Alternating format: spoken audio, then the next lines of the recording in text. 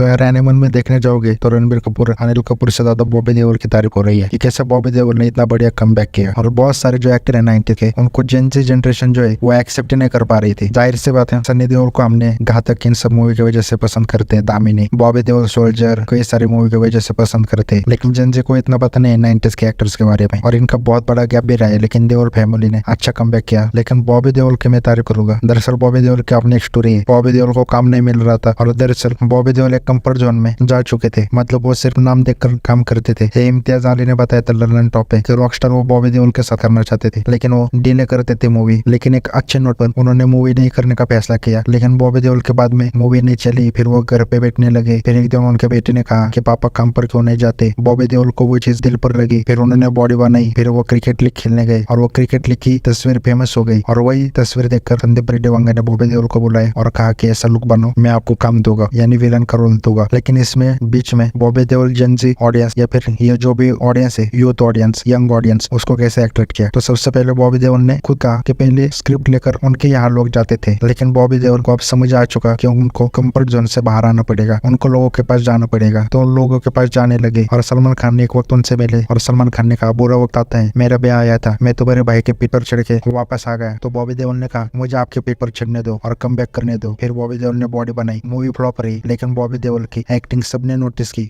लेकिन फर्क यह था कि सनी देओल, अजय देवगन, शाहरुख, सलमान आमिर या फिर ऋतिक रोशन ही ले लो, सैफ अली खान छोड़ दिया जाए और दो तीन एक्टर, तो कोई भी ओटीटी में नहीं घुसा था। बॉबी देओल ओटीटी में घुस चुके थे और नए ओटीटी में जाए उन्होंने डेडिकेशन भी दिया। फॉर एग्जाम्पल एमएक्स प्लेयर की सीरीज था आश्रम, वो बहुत फेमस हुई। नेटफ्लिक्स पर उन्होंने एक सीरीज भी की थी मूवी, उससे उनके एक्टिंग टैलेंट का पता चला। लेकिन जो उनकी फैन फॉलोइंग हुई वो आश्रम सीरीज से हुई। और उसके बाद लव हॉस्टल में उनका विलन का रोल। और मैं बताना चाहता हूँ लव हॉस्टल के हीरो थे विक्रांत मेसी, सानिया मल्होत्रा। और जितने भी 90s एक्टर देखोगे तो न्यू कमर के सामने तो छोड़ो, बिग स्टार के सामने भी विलन नहीं बनना चाहते। वो एक डिल्यूजन में जीते हैं, वही एरा को पकड़ कर जलते। लेकिन बॉबी देओल ने वो विलन का रोल एक्सेप्ट किया और one of the best villain role था लव हॉस्टल का। देखोगे तो जाहिर सी बात है बॉबी देओल को समझ आ चुका था कि टाइम चेंज हुआ है, या तुम कंटेंट दोगे ऑडियंस को, टारटम अपने आप आ जाएगा। ये बॉबी देओल को बहुत जल्दी समझ आ चुका था।